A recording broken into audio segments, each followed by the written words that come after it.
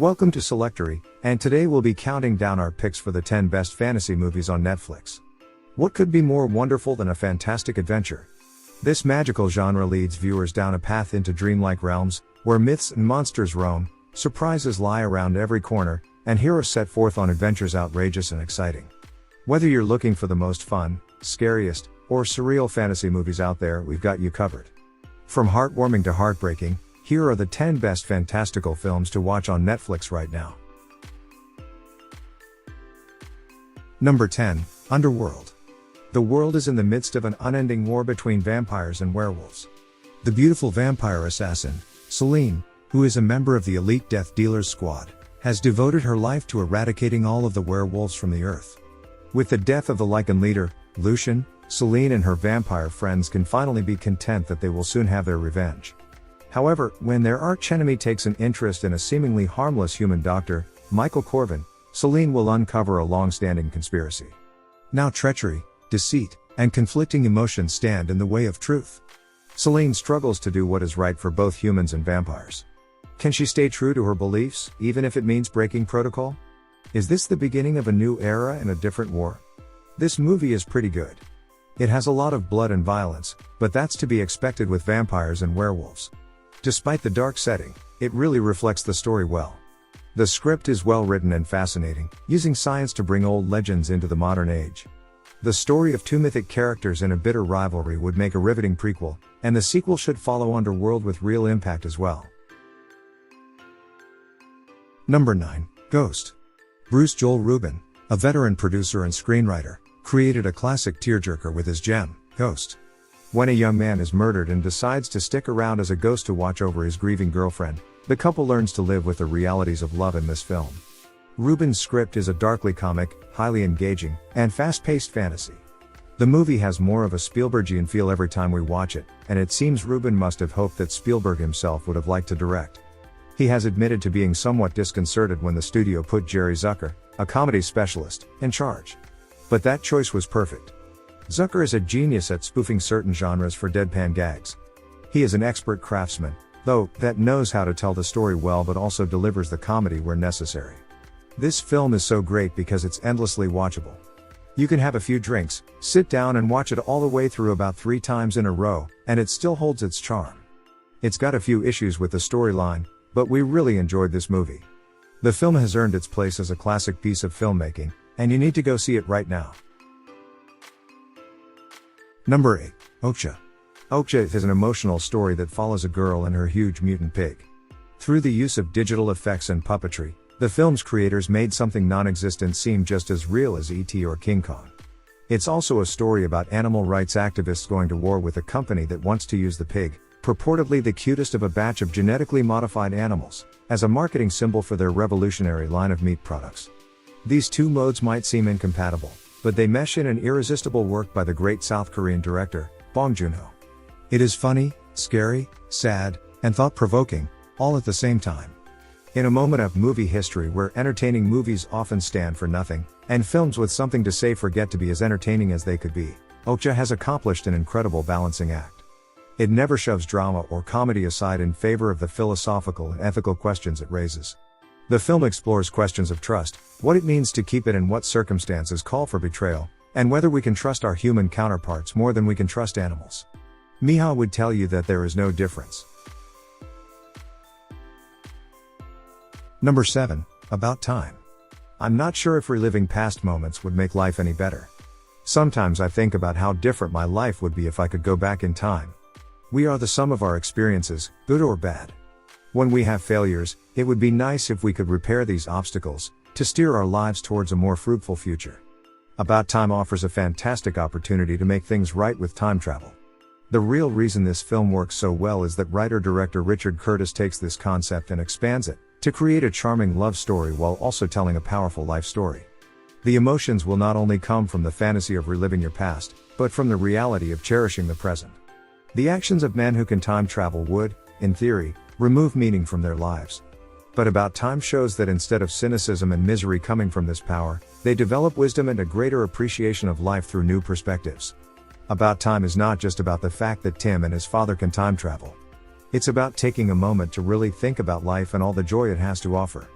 We can't travel through time, but this movie shows there's nothing stopping us from experiencing that joy. Number 6. Hugo. In the 1930s, Hugo is an orphan living in a train station in Paris. He has been taught how to fix clocks and other gadgets from his father and uncle.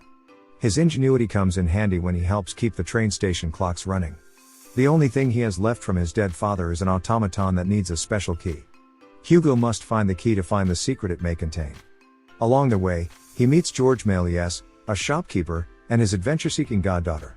Hugo finds that they share a surprising connection to his father and the automaton. He then discovers it unlocks past memories that the old man had hidden from him, or at least tried to bury. The movie really is a little treasure. Deftly crafted and beautifully designed, it won a couple of Academy Awards and left audiences in awe. Not only is the movie excellent for fulfilling a film lover's interests, but it is also perfect for children. As with many of Scorsese's films, it's an inspired film history lesson that's also a dreamlike children's fable. The film buffs and the discerning families with kids may enjoy this one. It might be too long for most broader audiences, but the images are captivating enough to win over most people. Number 5. A Monster Calls.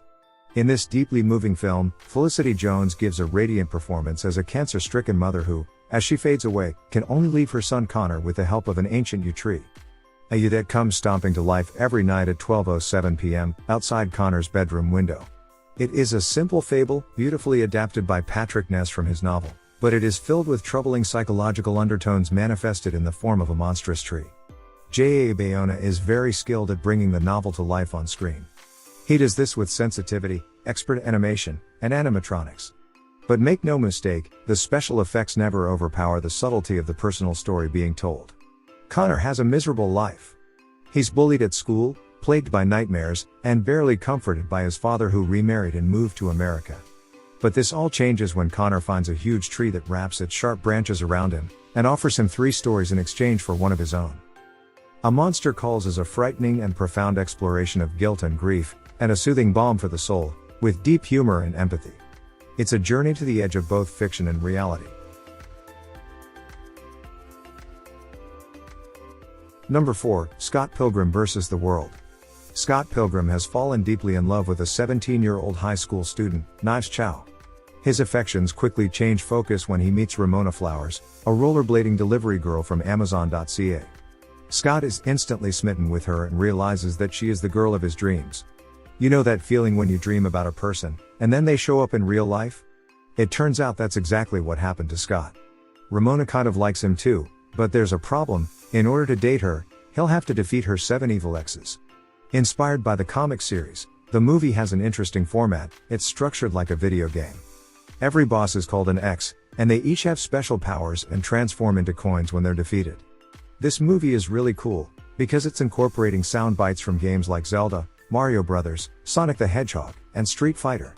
It seems realism isn't a big concern here, but once you're into the movie, even the most outlandish elements seem natural.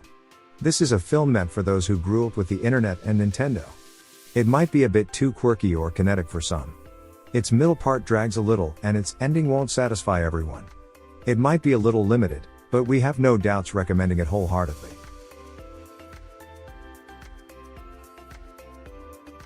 Number 3. Stardust.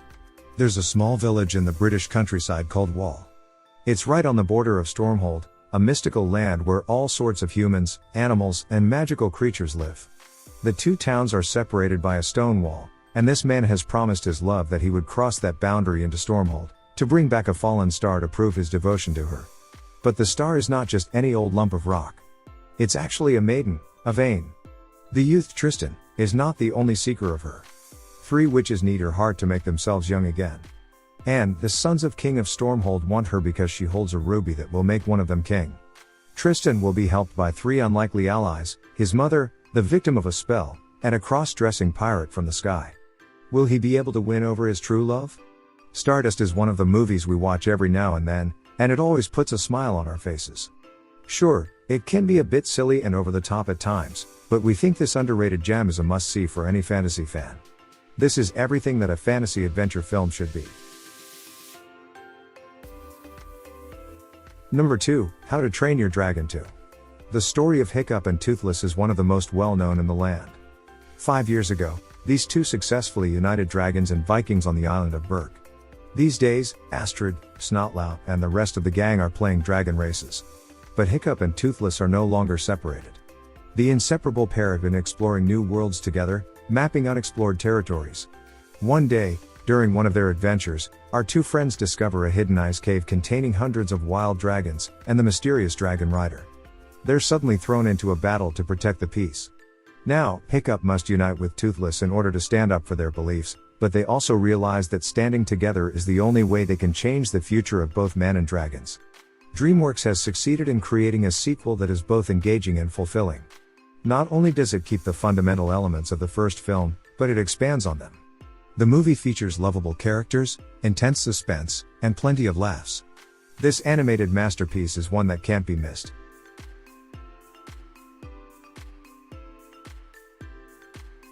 Before we continue, be sure to subscribe to our channel and ring the bell to get notified about our latest videos. Number 1. Pan's Labyrinth. Fairy tales are fantastic. Today, the genre is mainly confined to stories for children. That's a shame because taking them beyond the child world can be an incredible journey. Take Pan's Labyrinth for example. It shows us what is possible when fairy tales are taken into the realm of the adult world. The result is profound, beautiful, and awe-inspiring. The film screened at the 2006 Toronto International Film Festival, and was all three of these things, and many more. Guillermo del Toro's masterpiece is a beautiful mix of gothic fantasy and political statement, with a heavy emphasis on love. It was inspired by his lifelong interest in the Spanish Civil War, and his fascination with horror and fantasy. Del Toro should be proud of himself for making such a good film. Instead of taking it to a studio, which would have altered the movie, he set out on his own and filmed it all in Spanish. The result is one of the must-see movies. As the film ends and credits roll, you will feel as if you just woke from a dream. Maybe some impressions, thoughts, and memories will fade, but certain vivid images will refuse to go away. This film is not only an incredible work of cinema, but is also one of the most original and memorable films in recent memory. Be sure to check out this video here on Selectory, and don't forget to subscribe and ring the bell to be notified about our latest videos.